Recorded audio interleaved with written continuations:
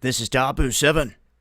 We have lots of people across the country thinking that a civil war is likely in the offing if things continue down this path. Many people not wanting to see this, but facing the reality that it could happen. As we're seeing propaganda being driven, fuel thrown on the fire left and right, and we see the politicizing of these events left and right. You can look no further than the autonomous zone in Seattle, where you can see that the Dems there are allowing the situation to happen. This is also a situation in a city that is majorly supported by the biggest billionaires on the planet. Jeff Bezos, Bill Gates, having buddied up cribs right there on Washington Lake, where they can look across the water and stare at the great Emerald City that in the middle of it has this autonomous zone popped up. And you could bet your bottom dollar if these guys were flustered about that and didn't like it, it would not be happening in their pretty little city. But yet it's expanding. It continues, and no one is stopping it. So you think someone out there might support this?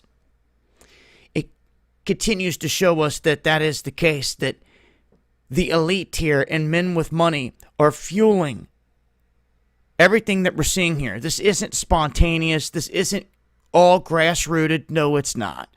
This is the same crap we've been seeing all along, hand in hand with Soros protesters that are paid off. The same thing here over and over again is what's driving this. So we've exposed Black Lives Matter for years. RevCom, all the groups that are getting checks cut from George Soros. It's no mystery. So those facts have already been laid out there, and people should already know them. We know who they are and who is funding them.